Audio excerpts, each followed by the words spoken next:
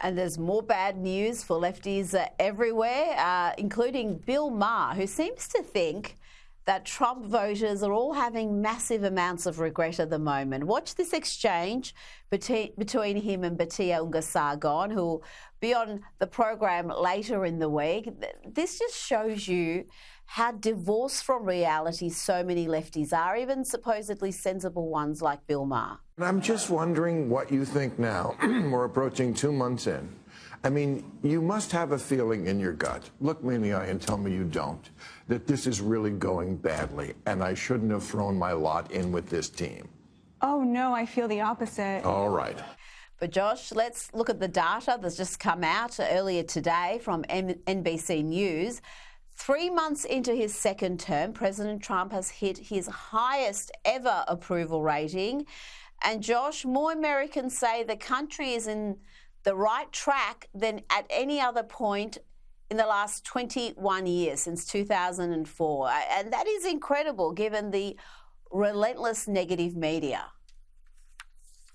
Yeah, you know, it's funny. So in some polling, Trump's approval rating has slipped at least a little bit relative to his highs on January 20th. But Reid, the thing that you have to bear in mind here is that Donald Trump started the presidency with what for contemporary American politics is actually like sky high approval ratings there. He basically had the highest approval rating on day one of his presidency that he had for his entire term there. Some current polls show that he has maintained that level of support. Some show that it slipped a little bit, but it's still actually very, very high relative to the past few presidents there. I mean, Barack Obama, Joe Biden, these were not particularly highly approved presidencies. So even relatively speaking there, Donald Trump is completely swimming in high waters here. Then you compare it to the Democratic Party approval rating that you and I were just talking about. I mean, Donald Trump is at this point orders of magnitude more popular than the Democratic Party. And there's a reason for that, Rita, which is that his policies are common sense policies. I mean, over the weekend, the big spat here in the United States was this separation of power showdown between Donald Trump and this puny little judge in Washington, D.C., purporting to say that you cannot deport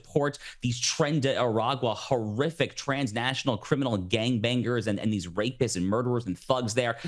Guess what? That's popular. Deporting thugs, deporting gangbangers, rapists, murderers, that happens to be actually very popular with the American people. Deporting someone like Mahmoud Khalil at Columbia University, someone who is here on a green card, who's not even a U.S. citizen, who's openly espousing the Hamas-Hezbollah party line, deporting him, that's popular. So the Democrats, again, whether it's the transgender issue, whether it's this, they just continue to take unpopular positions. Donald Trump just does the commonsensical thing because he has this whole MAGA coalition, this coalition of the common sense. It's not an ideologically right-wing coalition. It's just a coalition that wants to do the simple median American sentiment there. And that's why he's so popular right now.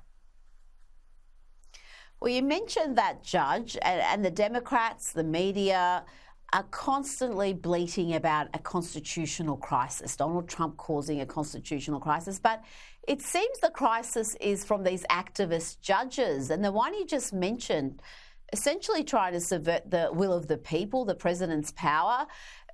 Tell me about this U.S. district judge issuing a 14-day restraining order to prevent a deportation of these criminals. And the Trump administration has just ignored it and has sent these people to El Salvador. Let's have a look at some vision of them arriving in El Salvador, where they're going to serve their prison terms, and it's going to cost the American taxpayer considerably less, Josh. So 3 cheers for the Trump administration here. Hip, hip, hooray. I love how they have handled this spat with the judge. I love how they have handled this operation in general here. So Donald Trump invoking a seldom used 1798 statute called the Alien Enemies Act, literally goes back to the John Adams presidency, essentially giving him slightly more power than he normally has when it comes to expediting removals for certain types of aliens here who are essentially at war with the country.